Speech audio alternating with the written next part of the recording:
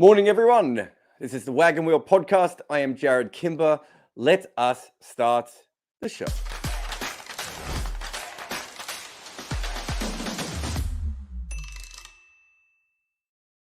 Well, I'm fresh off the night shift from New Zealand, England. So if I look a little bit like a zombie, it's because I am. I have no idea where I am or what I am doing, but we're just going to plow through this like Neil Wagner struggling with his foot marks. Although I suppose hopefully I do better than Neil Wagner.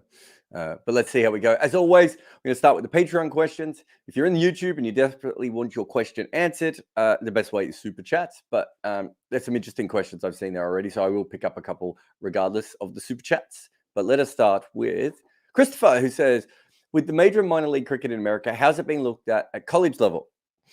How could and should it be used? Scholarship program to me, where global American young cricketers could play and get educated, would be brilliant for so many. So, I think this is part of Major League Cricket's. I feel like I have to say that, like, I don't know this, but I'm just looking at from a distance, and I have obviously chatted to quite a few of the people involved before.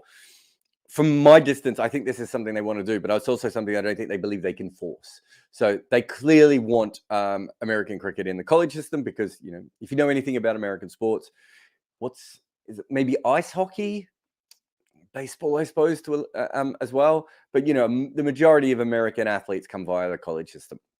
So I think they desperately want it to be involved. There is actually a cricket college community, but what you're talking about is that sort of NCAA system. Yeah, basketball fan, I should know that, shouldn't I? I just don't like college basketball. But NCAA system, with scholarships and everything else. I think in the next 5 to 10 years, there will probably be universities in America that will offer those sorts of deals to people. Weirdly enough, Asif Karim played tennis on a scholarship at Brown University.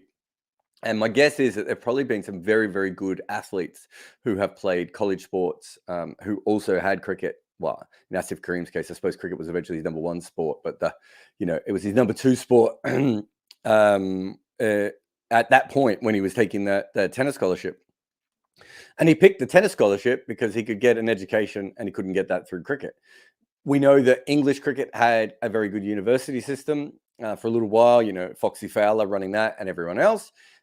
It's a really great idea. I think it's a really interesting thing as well.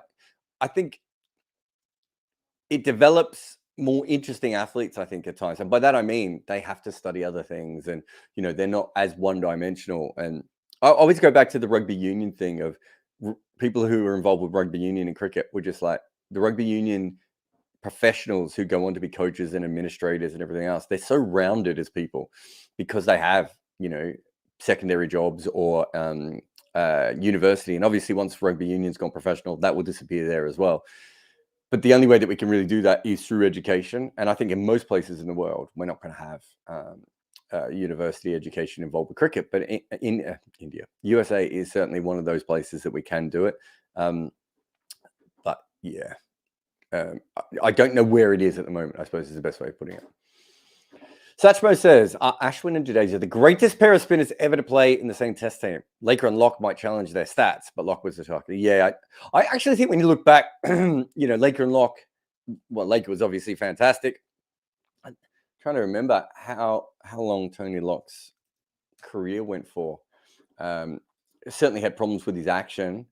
I mean, he took 174 wickets. It's a great record. Don't get me wrong, he's averaging 25, 26.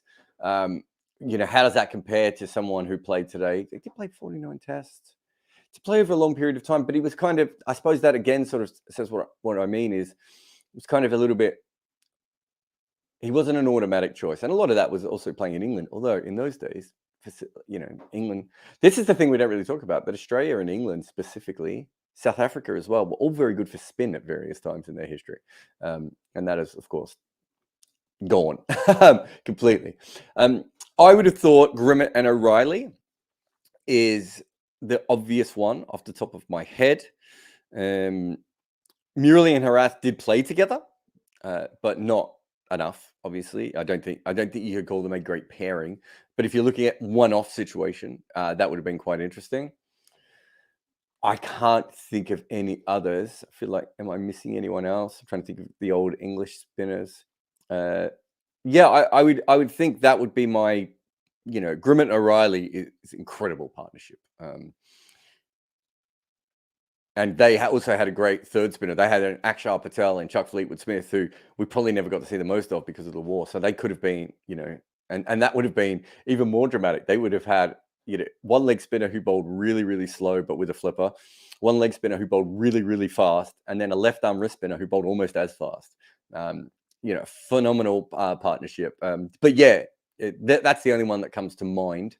I'm trying to think if Pakistan ever had. I mean, it's not quite on the same level, but it is worth talking about, Mushy, Sucklane, and Afridi all overlap a little bit and all play together. I don't think any one of those three is on the Jadeja Ashwin level, but the fact that they had three spinners available to them at the same time. I mean, they didn't even pick Mushtaq Ahmed when he was probably at his best. That second half of his career, I think he was probably a better bowler than the first half of his career. Aditya says, in the past 3 years, over 21 games, Virat Kohli averages 25 in tests. I think that's in my video today on KL Rahul. Do you think this is still a form blip, or is it now in decline as a test batter? I think a lot of it comes back to the pace pandemic, and I think it really has affected him because I think the wobble ball specifically bothers his cover drive, and I don't think he's worked out a way around that. The fact that he's dipped in lots of different formats of cricket makes me think it's not test specific. And the fact he has bounced back in some of these other formats makes me worry less. However, at a certain point, I find it very hard to think that he's going to come back and have what Steve Smith looks like he's currently having. This completely pull his, well, not that Virat can't do that, but completely pull his batting apart, build it back up again, and come back and look spectacular. It's not that I don't think Virat can make hundreds, because I think he could make test hundreds. It's not that I think he'll continue to average 25, because I think, that is abnormally low. That would suggest he's finished that average. And watching him, I don't believe he's certainly not finished. So, but what I think is we might be seeing the last couple of years of his career where he has that sort of normal veteran peak, where he might play some incredible innings and be very important at times. But I'd be doubtful if over a 3-year period he could average 50 now. And obviously at his best he could. And it's a real shame, because I kind of feel like, for me, he was almost my favorite of the big four. He was the one that I enjoyed watching the most, maybe because he's the most classical of them. I find them all interesting, but in different ways. But he was always the one that I sort of bet on to begin with. And, at times I was right. And maybe in the long run, I won't quite come out on top on that one. But I feel that we maybe saw 3 or 4 absolute peak years where he was incredible. And outside of that, it's not been as good. And I feel like he's too good a player to only leave us with that kind of legacy. Will says, is the current period of Indian home dominance up there with the greatest ever?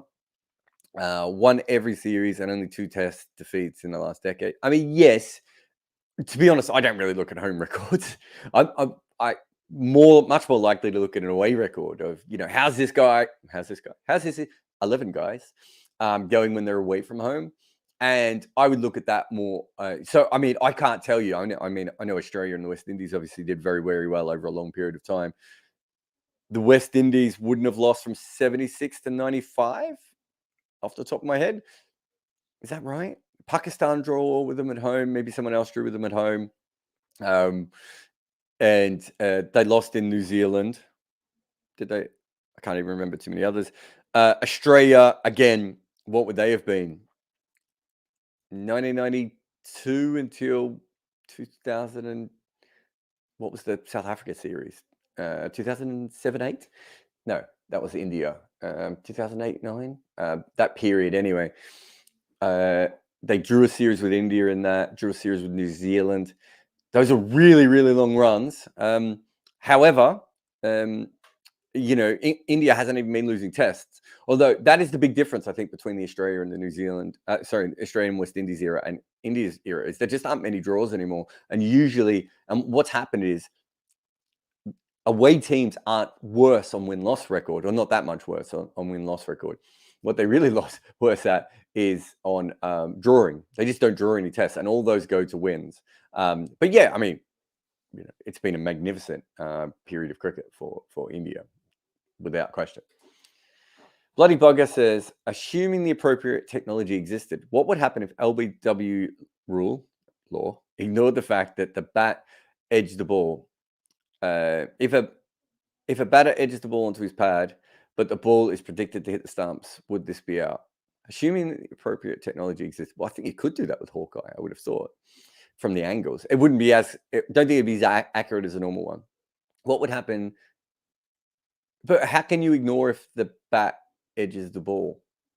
But the ball is protected to hit the stumps.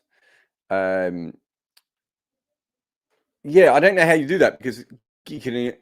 What if you middle the ball? Because you're talking about edges, right? But it's more than just edges. It's kind of everything that hits the bat. But yeah, I think the technology could do that. I think I just don't think it would be as accurate. And I think the point is, once you have hit the ball, you can't be out leg before wicket. I think that's a very solid way of doing things.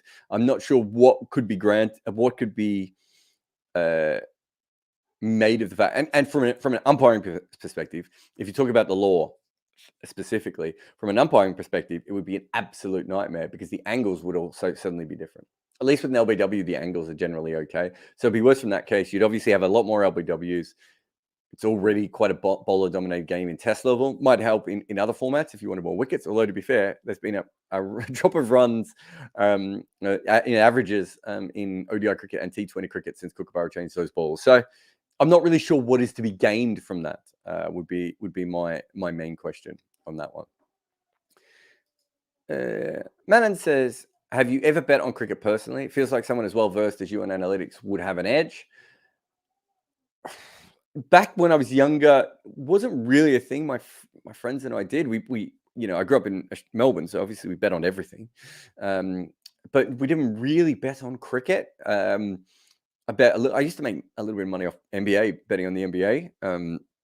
I found that, kind of, you could follow the schedules and realize when people had back-to-backs or might want to rest or anything like that. That was a pretty simple one. I bet a little bit on Aussie rules football, and mostly horses and greyhounds and all that sort of stuff.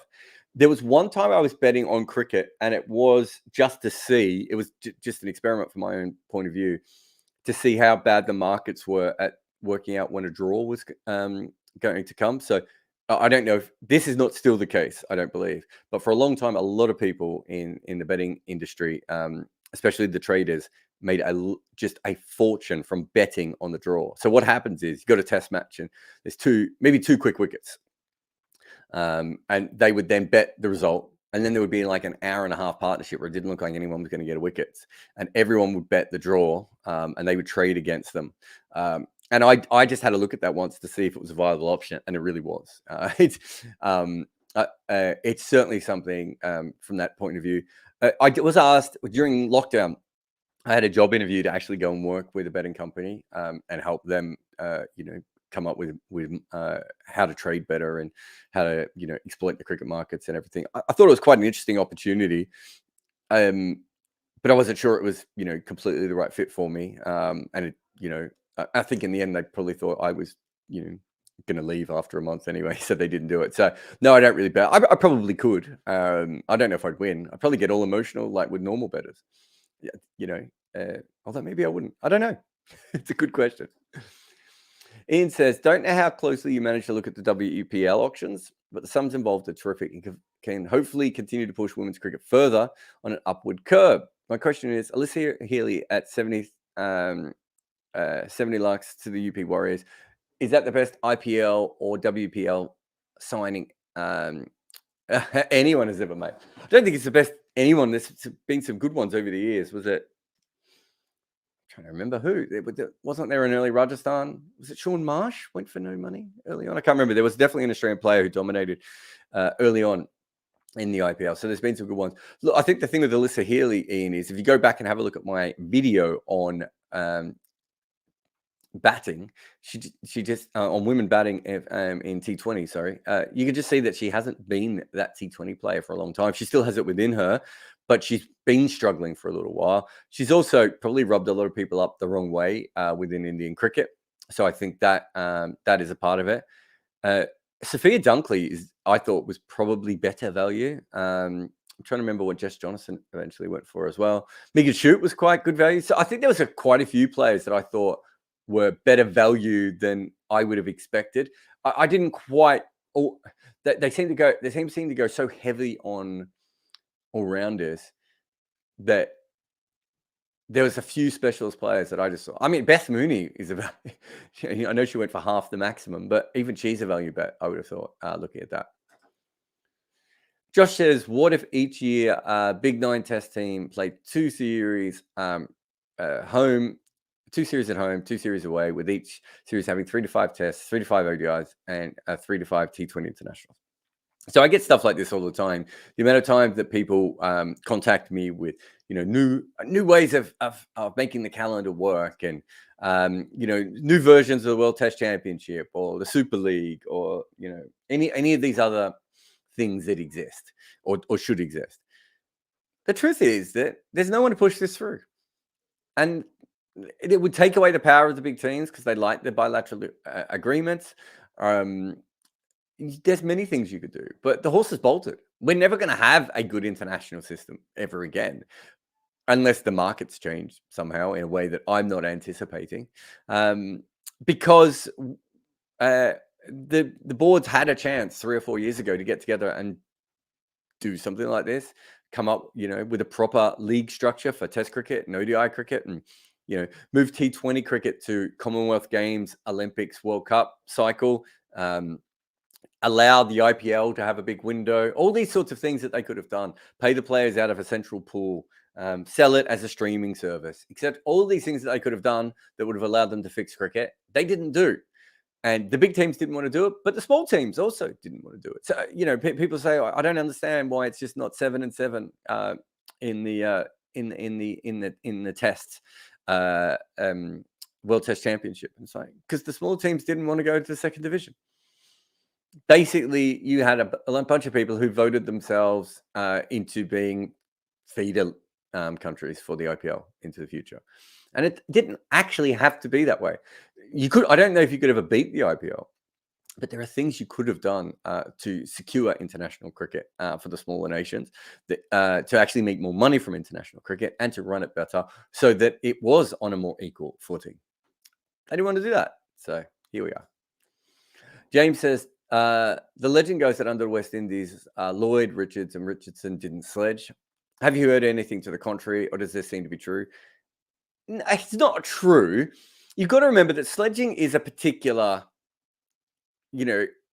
I suppose Australia was sort of the pioneers of this. If you go back and you talk to Ian Chappell, he will say that they didn't particularly sledge that much, that team. I don't think they had to. And a bit like the West Indies, they just kind of stared at you and intimidated you with fast bowlers and things like that.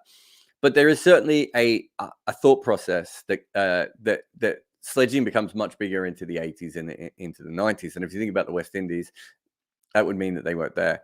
Words have always been shared on a cricket field. It's part of the proximity. I mean, most sports have it, but cricket has the combination of 11 people around 2. The umpires quite often being 20 meters away. The gaps between the balls, right? There's always been talking, but actual sledging as certainly as an art form certainly seems to come around. Well, they've been in Australian cricket for a long time, but not always something that was seen at the international level to the level that it probably was by the 90s. But yeah, I think words were exchanged. The West Indies talked, right?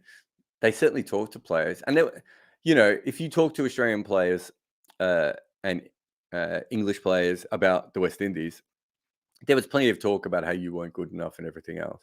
But I don't think it was the kind of sledging that Australia became known for, that mental disintegration, which is, Steve Waugh's fancy word for him being an arsehole, right? I think that really does come about later. And if that's what people mean when they say sledging, I think that's fair. But there was plenty of warnings that you were going to get hit in the head by bouncers and that you weren't very good. I think that in one way or another has always existed. W.G. Grace sledged What he didn't do is the more aggressive style of things, but he definitely told people they weren't very good regularly. Manon says, whoa, would you compare WG Grace to Wilt Chamberlain? How are they different or similar? It's interesting how often people think Wilt Chamberlain's one of the, top 5 basketballers of all time. I'm not sure he is. He had some incredible seasons, but when you really go through Wilt Chamberlain's numbers, he's not as good as Kareem Abdul-Jabbar or, Michael Jordan or, LeBron James. And, I think there's, you could argue that Magic Johnson and Larry Bird maybe had better 10-year runs. He was very good at getting stats, but it didn't translate to team success consistently. And quite often, getting the ball out of his hand was when his teams were better. Not that he wasn't a fantastic player. No, George, if you're really looking for the player who's most like WG Grace from basketball, you're looking at a guy called George Mikan, who invented modern basketball in many ways by being one of the first tall players to dominate the game. They changed, I think he had 3 rule changes, sorry, wrong sport. Based on him, they had the shot clock basically sort of comes in because of Mikan. Was the key widened for Mikan, and the goaltending rule was brought in for Mikan. That's more WG Grace. Although WG Grace didn't have laws changed for him. Although you could have argued that by the time what WG Grace did led to, Hobbs and Bradman, which meant that, cricket did have to change. Otherwise, batters were just way too dominant. So I think that's WG Grace is probably more like a George Mikan figure. And George Mikan's huge. I mean, George Mikan's huge in basketball as a player and then as an administrator because he's heavily involved with the 3-point line as well. And physically huge from that point of view. But he really does change the way that basketball was played. Originally, basketball was for shorter, quicker players. And George Mikan coming in, and I don't know what his actual height was, but he's about a foot taller than everyone else. That's really what WG Grace is. So WG Grace is not tall. Obviously, he has incredible hand-eye coordination. But his real skill is the fact that he grew up in an era where half the bowlers were bowling underarm and half the bowlers were bowling side arm and overarm, that sort of combination. And he paired those 2 styles together with his batting to basically react to the ball in a way that just a 7-year-old would do now, right? Go forward when it's here and go back when it's here. That's really what Grace does. And then you add on sort of Ranji and Trumper to that of guys who are, turning the ball to leg intentionally. Whereas beforehand, most of the balls that went to leg were either already bowled down leg or were mishit to leg. That's really the combination of those things. Yeah, Wilt Chamberlain is probably maybe someone like Sydney Barnes. I would have thought, is the Wilt Chamberlain of cricket, and someone that just has absolutely truly phenomenal stats. We maybe missed some of the best years as well. Chamberlain comes to the NBA a little bit late. Sydney Barnes is not always playing because he doesn't want to.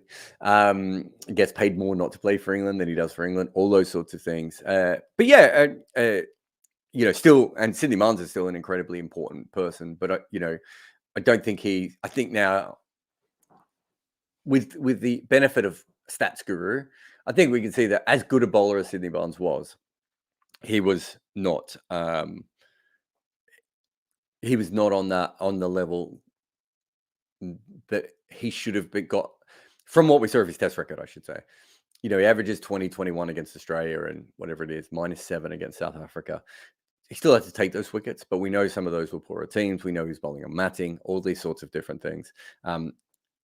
I still think he's still absolutely fantastic and deserves to be mentioned, and probably pioneered a form of bowling that he was so good at that afterwards it kind of died off as if he was the perfection of it. And it takes a long time before we ever see another bowler like Sid Barnes, who is essentially a combination of someone who can seam the ball, swing the ball, and spin the ball. And in some ways, that's Wilt Chamberlain, right? The ability to be the size of George Mikan, but also the skill level to do all the other things of someone, of someone smaller than him. But yeah, it's a fascinating thing. And also basketball develops differently because of the height factor, I think, which I do think is a really, really interesting key thing that cricket doesn't have. The athletes themselves sometimes do something, but they usually do it in a way that you can't replicate. So Shane Warne and Murali, two perfect examples of that. Jeff Thompson, another perfect example of that. Akhtar, Tate, Lee. You have these people can study them all they want, but no one else has been able to match that athleticism with that action again. Which is a little bit different in basketball, where even while Wilt is playing, you have, Bill Russell before him, and then you have Kareem Abdul-Jabbar straight after him, where, tall people are starting to, get to that level, and then it continues. That's everything from Patreon. Great questions. Remember, you can support us on Patreon because it helps and we can do more shows and blah, blah, blah, blah. I was going to say it helps us pay Barrett, but I suppose it doesn't because he never comes on any podcasts. He probably owes me money at this point, if we're being honest. I'm going to take a short break. And while I just have a look, see if there's any super chats and anything else that I find in the chat. But you're listening to Wagon Wheel with Jarrod Kimber. There is something wrong in the cricket world, and while it may not be a conspiracy, there does seem to be a movement towards leaving more grass on the wicket, and thusly, the global batting average has dropped. If a similar thing has happened to you in your personal life, try Manscaped. Their Lawnmower 4.0 will help you trim any unwanted pubic grass. And once your downstairs track is taken care of, you can also use Manscaped's liquid formulations. So before heading outside, use the Crop Preserver ball deodorant to stay cool in the heat. And if you've been playing too many games recently and you need some help with your strip, why don't you go and get their Crop Reviver? I think I may possibly have taken all of this analogy too far. But the point is, Manscaped sells items that allow you to shave your pubic itch pitch. Use the code REDINKER, all one word, which is the name of my podcast, and you can get a 20% discount and free worldwide shipping while you curate your special strip like a team of sweaty men hoping it doesn't rain. Beautiful. All right, let's have a look. We've got an absolute bunch, but let's get to the super chats first. And thank you to everyone who sent one of those in. Oh, up it. I don't know if your question disappeared or not, but if you just super chat so I could say your name, then up it. Thank you very much. And I have said your name. And hopefully there wasn't a great question there that disappeared when you did that, but thank you. Ramukaka says, how can we reconcile ODI batting, bowling average, strike rate after the two balls were introduced in 2011? Comparing the legends across generations may not be fair, at least if we consider that after 2011, we never had reverse swing. Oh man, you're way off here, right? And I'll tell you why you're way off. Viv Richards started dominating white ball cricket when there were no white balls. There are, in the records, there are 55 and 60 over games. Power play restrictions. We used to have fielding restrictions where you had to have 2 catches in the first, 15 overs. The changes, you're talking about that as one little change, even from 2011 onwards, the having 4 fielders out of the circle. When the power play is having, all these different things. Did we not have a floating power play for a while? The super sub, one-day cricket, literally, I've said this from the start. It's like, it's interesting to me that T20 cricket's now getting to the point where we're starting to change it and tweak it, and obviously the 100 and all these different rules, and it'll be really interesting to see what happens next. One-day cricket has always been like that. There have been so many silly and stupid rules, and 2 balls and then 1 ball. And the other thing I would say is we've always had 2 balls in one-day cricket. It's a really important thing to remember. From the moment we had white balls, no white balls ever lasted 50 overs. They're dog shit. Absolutely rubbish balls. And so they don't last 50 overs anyway. What we did was we changed it to 2 brand new balls. And that was because what is the point of having a 35 over ball and then replacing it with another ball that's been used for 20 overs and it just goes. You want, essentially, the reverse swing is a problem. I don't think it's bothered spinners as much as we probably thought it would, only because spinners maybe now through T20 cricket are used to using those balls, when the ball's a little bit newer. But what it has done is it allowed for the ball to be hard at the end, which means that people can hit at the end. It's kind of, part of the selling point, right? So no, when you're comparing players across eras, what you're really doing is comparing them to see how good they were against the other players who played in their era, right? So when we look at, no one's sitting here going, Viv Richards is one of the best ODI players of all time. Wait a minute, his strike rate's only 87. I think it's 87, something like that, right? What we're saying is Viv Richards was striking at 87 when everyone else was striking at 62. right? The percentage at which that Viv Richards was better than everyone else is phenomenal on average and on strike rate. That's how you look at players across eras, right? How did they go against other players of their time? It's the Bradman argument where people go, oh, back in those days he had to play against farmers and guys that came in from the office to play cricket on the weekend. So yeah, so did everyone else. They didn't average 100, right? Same with WG Grace. Oh, it was amateur back then, and they were playing on wickets with turds on them, which is actually true. But he was averaging 40 when everyone else was averaging 15 or 20, right? That's how we tell if someone is really good in their era. Because I get that question a lot about WG Grace, actually. Not so much Viv Richards. I think that he's fairly well accepted and Bradman's fairly well accepted. But WG Grace, you get that a lot. People go back and especially look at his test record. I mean, he was way past over the hill by the time he played test cricket.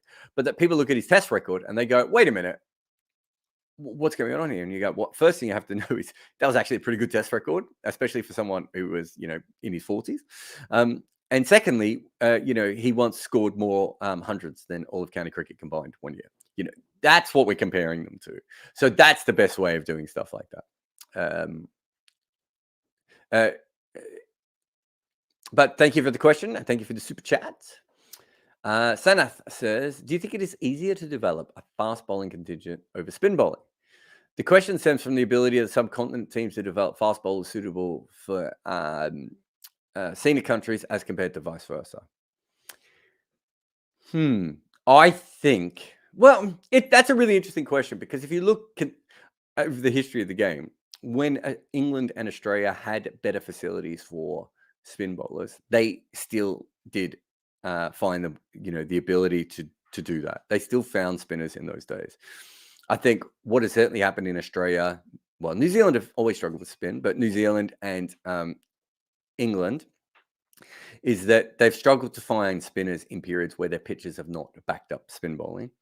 And South Africa is a really interesting one because South African conditions have clearly changed and spin bowling is much better. And suddenly they have 3 spin bowling options. And, that's not recruiting Imran Tahir or anything like that. That's 3 homegrown spin options, right? That would tell you that something has changed within South African cricket. And talking to some of the spinners, not always the way that they're treated has changed. So my guess is that what's changed is the pitches. So I do think from that perspective, fast bowlers are always in the game. And I know there are certain pitches in Asia where that's less the case. But what I mean by fast bowlers are always in the game is you still have the ability to bowl fast. Whereas there are very few test teams that we've ever seen where teams have gone in with all spin attack, right? Whereas you do go in with all fast bowling attack. So I've always thought that it should be a natural advantage if you come from a place where the ball spins a lot, because you still have to develop fast bowlers at a certain level, even if it's, just in the old fashioned Indian way of having one seamer and one medium pacer. Whereas the problem for maybe a country like New Zealand is, you probably don't need a spinner that much, and so you don't develop them. But it's a really interesting development thing. Fast bowlers generally tend to be more athletic than spinners, right? Or have that sort of fast twitch, loose-limbed, athleticism. Typical athleticism, I suppose, is the best way of putting it. So I think from that point, Sanath, it's a more, and we've seen this before where literally teams go out and look for athletes rather than bowlers. Whereas spin bowling seems to be that it needs to come from an environment where the surfaces help, and then also that there is good people around. So I think to be a good T20 spinner, you could probably come through via YouTube the way that Sandeep or Rashid Khan did. But I think if you're going to be a consistently good threat in Test match cricket, chances are you need to come through a system that has had other very good spinners available to you. And if you look at England, for instance, their reliance on Asian spin coaches for their for their tweakers really does tell you that they're not even really fully backing the spinners that they've picked before. Gareth Batty's a coach, and Graham Swan's not a commentator. Trying to think of who else. Monty Panesar's probably not going to be a natural coach.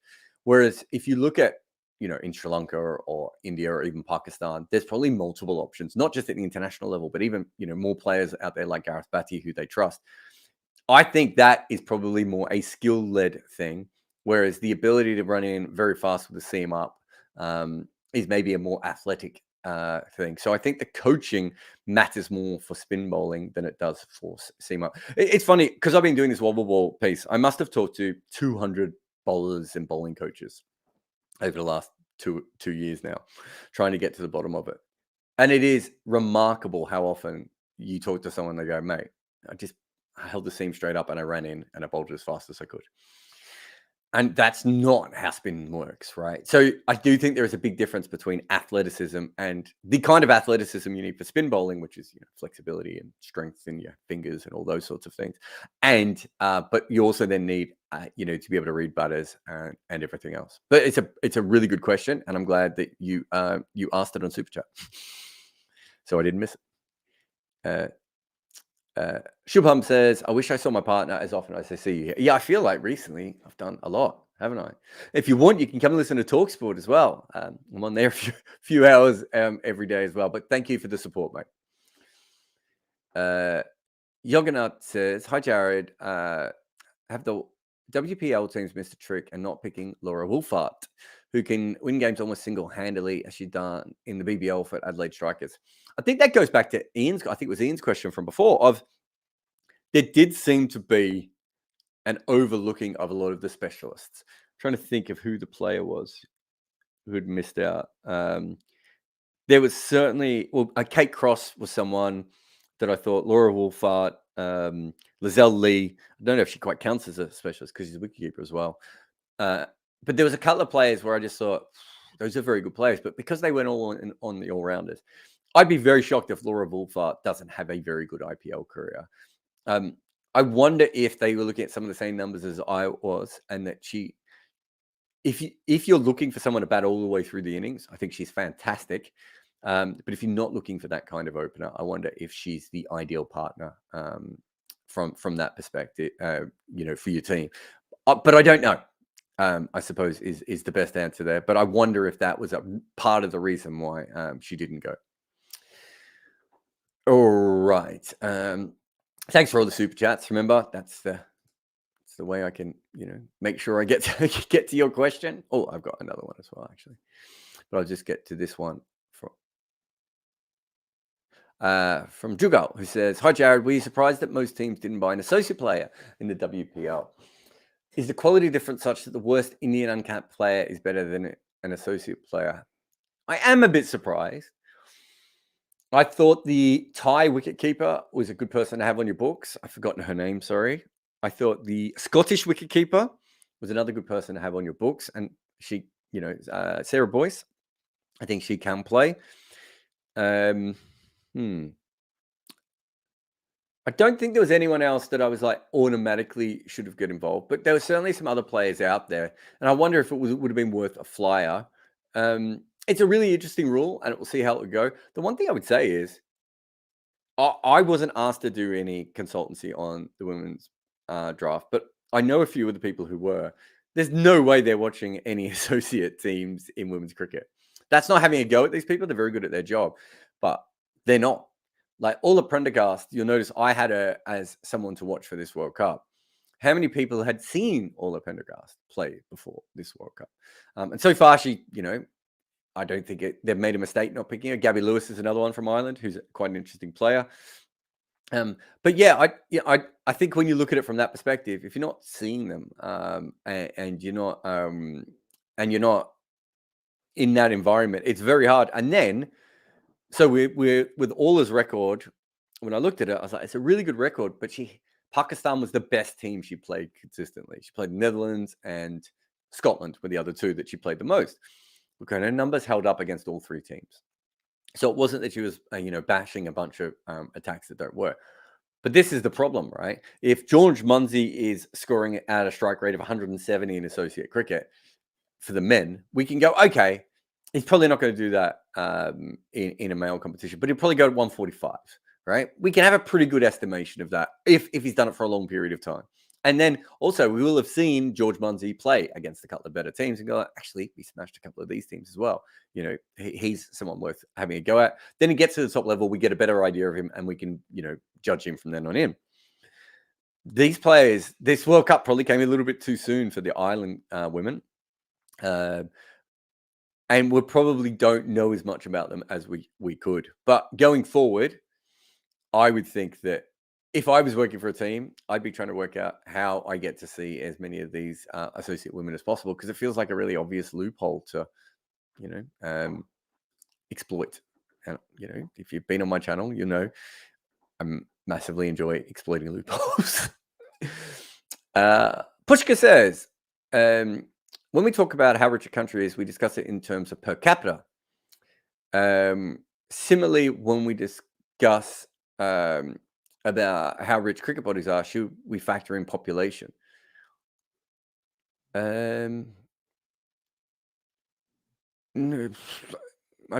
yes and no, because part of that, I don't think makes sense, because part of the reason the cricket boards are rich is because of the size of their audience.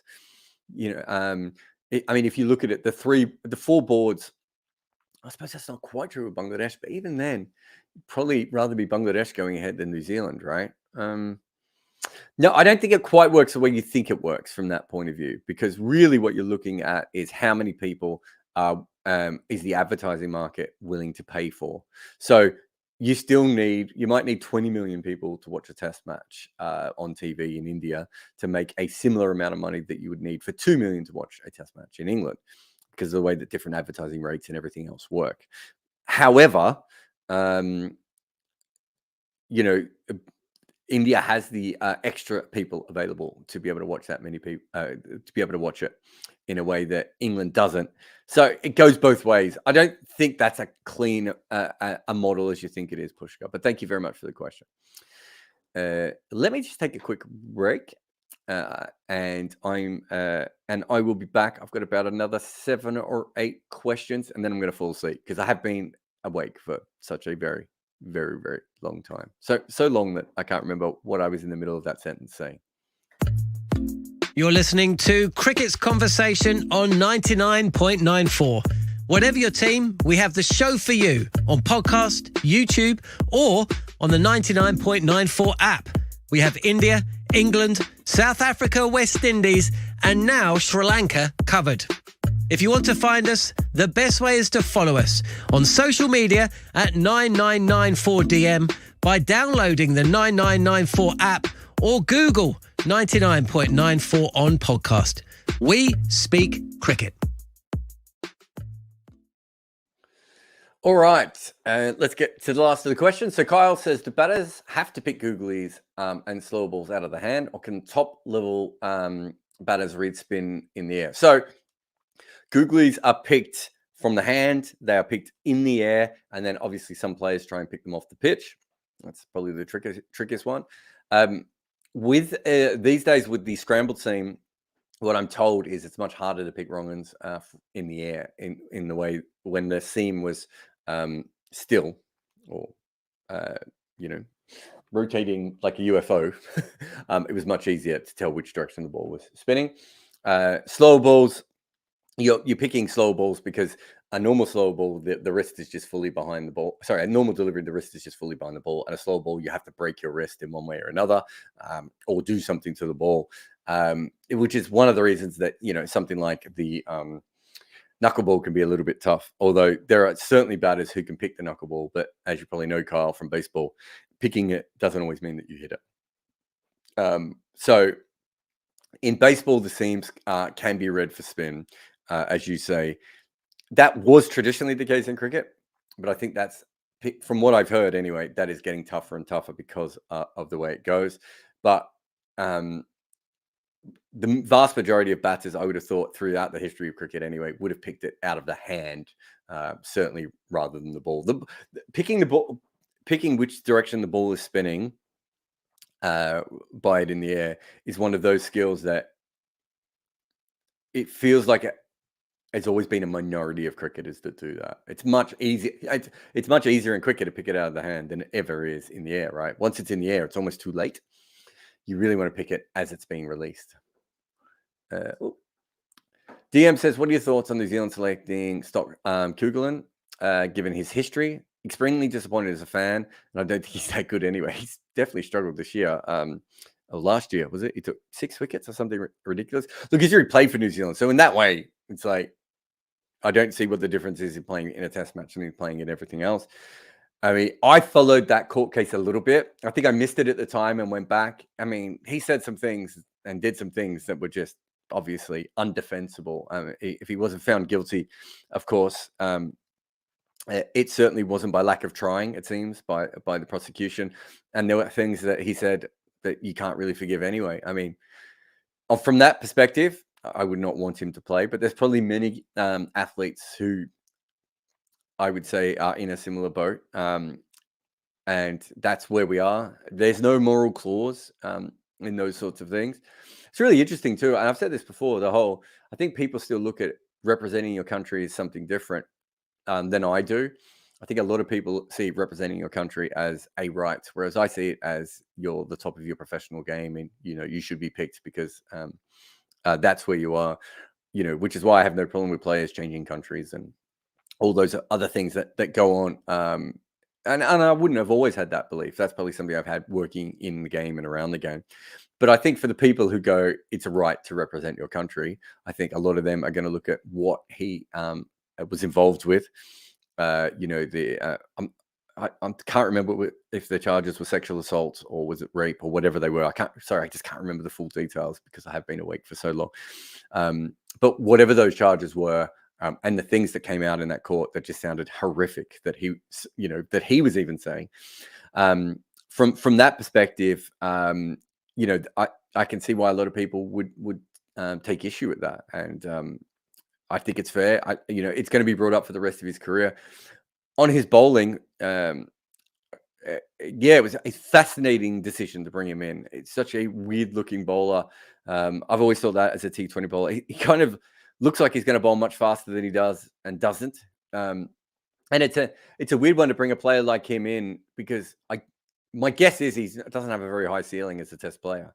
And so, New Zealand are bringing him in and probably going to get more abuse than they would normally. I don't know if there's been protests at the ground, but it wouldn't surprise me if there were.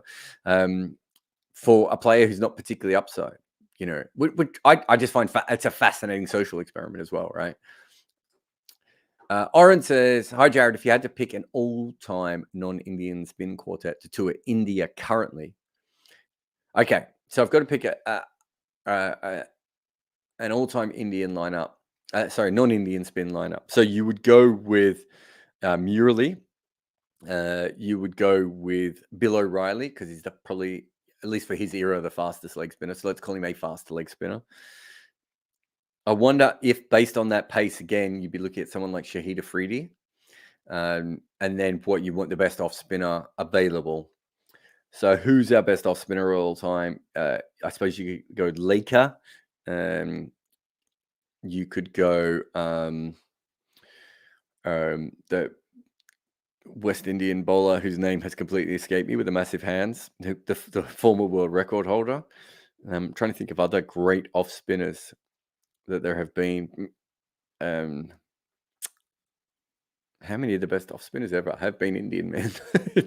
is another interesting question. They really like off spin there, but I think I'd have to go through the numbers and break. But Laker would be a pretty good one, and I think that probably gives you your best bet. And if you thought that O'Reilly and Afridi were too similar, I'm trying to think of another kind of leg spinner that you would take. I think Warne kind of proved he was a bit too slow for those conditions, or that the Indian batters were too good against him in those sorts of conditions. Although, having said that, with the wickets as they are at the moment, maybe that wouldn't bother him as much. When Warne played there were probably better batting wickets. I saw somewhere recently, I think Anil Kumble, did he bowl 50 overs a match or something? I was just looking this up recently for another video. So from that perspective, quite. I think those are the ones off the top of my head. I'd have to go through all the I feel like I'm missing a couple of players that are very, very obviously. Headley Verity's one that I'm interested in. Hugh Tayfield is probably another one. But yeah, those are the ones. Who is the South African spinner as well? So great South African spinner who basically never got hit off the square would be really interesting there as well. DM says, thoughts on Blair Tickner today? Understand him somewhat as a white ball bowler, but just don't get how he makes a test squad with a first class average of 35. Yeah, I think you might have asked me about this before. Someone else did.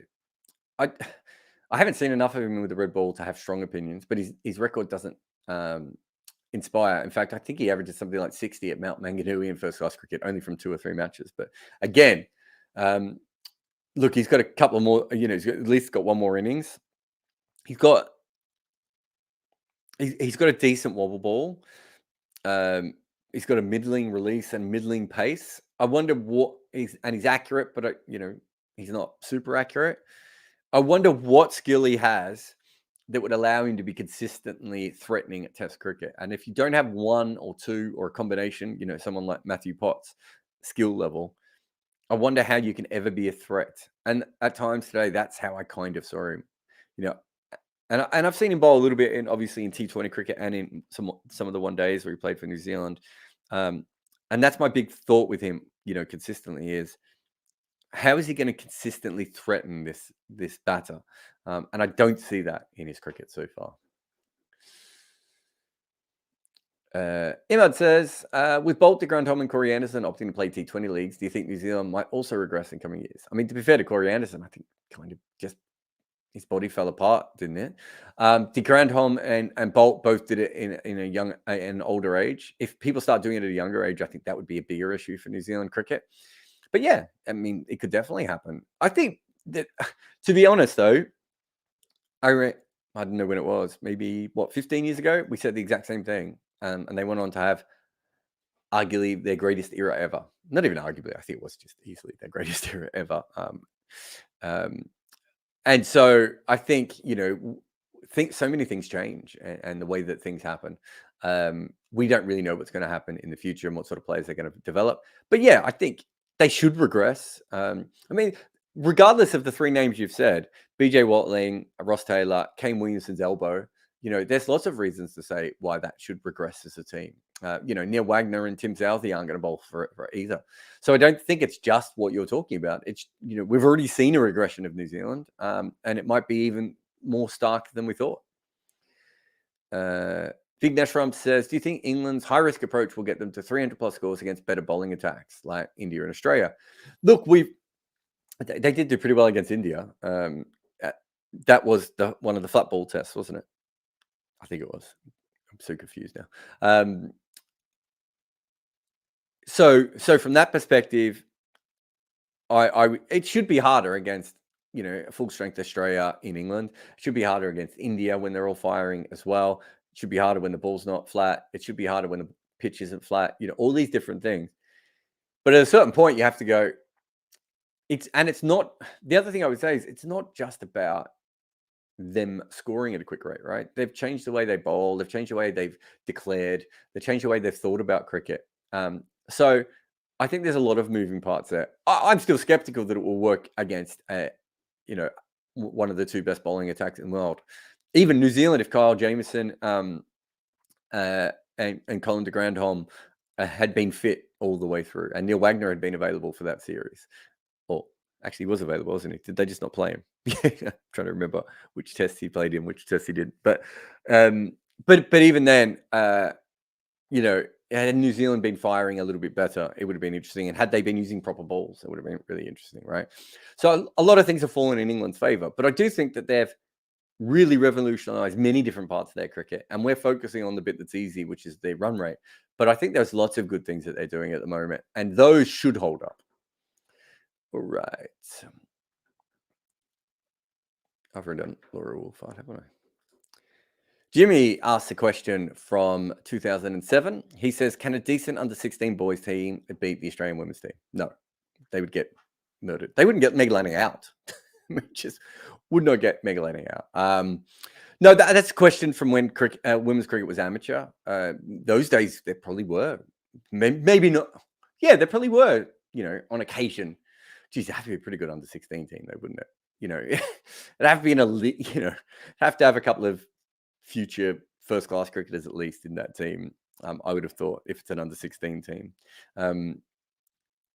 My experience of bowling to women cricketers, and remember, I bowled to men professional cricketers and women professional cricketers before. It's bloody hard to get out. They're very good technique wise. I faced some of the faster women bowlers, and I played representative under 16 cricket. Most of the women bowlers I faced at that top level were better. Spinners is a bit different, although women spinners are quite interesting, and they use a slightly smaller ball too, don't they? But no, I mean, come on. I mean, Elise Perry and Meg Lanning would not go out. So no, I'm not sure there's a under 16 boys team in the world that would beat any of the top 3 teams, maybe not even South Africa. I don't, at the moment, anyone could ball out the New Zealand team, so that's not great. So I don't know how much cricket you've been watching, Jimmy, but yeah, you couldn't be much more wrong there. Up it says, what would be the path for an MNC data analyst with a lot of interest in cricket to become a full-time data analyst? Look, everyone asks this question. It's the same thing all the time. You just need to be in a situation where you just need to be in a situation where you can find out things that teams don't know. Contact the players and coaches and administrators and general managers and owners and say, you're doing this, but you should be doing this. That's basically all it is, And people like myself and Joe Harris and Dan Weston and some of the others, we had slightly more public platforms. So to be fair to Dan Weston and Joe, they didn't when they started. They just kept putting the information out there, and then teams started, saying to them, "Oh, this is interesting," and next thing you know, they're in the fold. So that's it. That's the gig. Start with Crick Sheet and see what you can find from there. How to judge a catcher on how good they are? Catch innings ratio or catch efficiency? Smith catches per innings is 0.853. Well, anyone who fields in the slips is going to have a high catch efficiency, even if they drop a lot of catches. So I certainly don't think that works. If that's what you mean. If you're looking at how many catches he's dropped, you've got here that Smith he has dropped 28% of his catches. I think the average in Test cricket is about 23%. But then you have to factor in how many extra catches he's getting and whether in the slips that changes or anything else. That to me would play like he's a below average fielder for his era, but I'd have to have a look at the whole era. And then you would have to factor in how many extra catches he gets. And also not all catches are equal. So at the moment, we don't really have a system. Catch percentage or drop percentage or whatever you want to use is the best option. It's pretty limited because you look at someone like Ben Stokes, who I don't think is as good a catcher as maybe his reputation is, but he also gets his hands to a lot of balls that other people don't. And so he probably has a higher drop percentage just by his sheer athleticism and his, power off the mark and the way he can move his body around. So it's certainly not a very good system from that point of view, but also I'm not sure that we have, anything. I'm not sure that we have anything particularly better. All right, I'm just going to take one last break, and then I'll just take a couple more questions. And then I would go to sleep for a very long time. If you love the language of cricket and want more, then head over to the 99.94 app, and you can hear all of our podcasts and cricket commentary. We're adding new shows all the time and covering cricket series from all over the world. Be the first to hear all of our announcements by following us on social media at 9994DM. Welcome to Cricket's Conversation. Got the wrong question up here. Rocky says, is Ireland associate nation or a full member? So in men's, they're a full member. They have played a test, but my memory was that they're not a full member in women's, but maybe I'm not an expert in women's associate cricket. I haven't really seen that much of it. I've watched a little bit of Thailand play because they're quite interesting, and Brazil play. I'm trying to think of any other. I know a little bit about Scotland, but yeah, I'm not I know that Ireland women played a test match against Pakistan women, I want to say in the early 2000s. But I don't know if they have test status anymore, if they're allowed to, and whether that counts as them as a full nation or not. So I'm not sure from that perspective. I'm assuming you're asking that about the Women's Premier League and whether they could play as association. And I just don't know the answer. The best one for that would be to contact John Leather, Hypercourse on Twitter. He knows everything about everything. AJ says, what difference do you see between the WPL and WBBL? About an extra zero in everyone's paycheck. I mean, they just sold the women's. Before it even started, it's basically the second or third highest paying, highest grossing women's tournament in the world, right? WBBL isn't that. That's the main difference. It just has a much higher ceiling. WBBL is a really good tournament, and I think it will continue to grow, and it'll be quite interesting how it does. And it's, in some ways, the women's 100 kind of moved beyond it by being a little bit more on even footing with the men. But yeah, no, I don't think 100% that it's that it's not the same thing. The Women's Premier League it's a huge thing and a really interesting thing going ahead. All right, last one, another super chat. Where are we here? Saga, thank you. Why do teams like India push the talent way more than players who have grinded and have good domestic record? E.g. Pant or Rahul over Mayank and Samson. When you are selecting, you are not selecting based on how good someone is in first-class cricket. Right? That's a really good indicator and still one of the best indicators we have. But you are actually looking at something very different there. What you're really looking at is how those skills will translate to the next level. And Test cricket is different. The extra day makes it different, especially if you're a bowler. If you're a batter, the fact that you need to have a more rounded game than you do in first-class cricket, because in first-class cricket, you're probably only going to come up against the same bowling attack twice in a year, and it might be months afterwards, and they may not even remember you, right? So from that perspective, it's a completely different format, and there's many other reasons why in first-class cricket you play mostly on this similar kind of pitches, and in Test cricket, the pitches are all done. So that's the first thing. The second thing is that you've got KL Rahul in this list, and he averages 50? I just did it in a video. I think he averages 54 in first-class cricket outside of playing for India. He does have a good domestic record. Rishabh Pant, I don't know. I have to go through the numbers. Rishabh Pant's just an obviously next-level player. Sanju Samson, I think Sanju Samson is probably has a very good career in another nation. He's probably, and I'm a huge fan of his, and have been for a long time. But I think if you look at him pound for pound, he's probably not quite on that level as everyone else.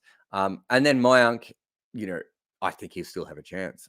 The way everyone's struggling to make runs at the moment, I think he's still got a chance of coming back. But I do think overall, that we just have to be honest here. There's so many players. What you are trying to do really is, especially in the situation of India at the moment, is I think what you're trying to do is, what's the best way of putting it?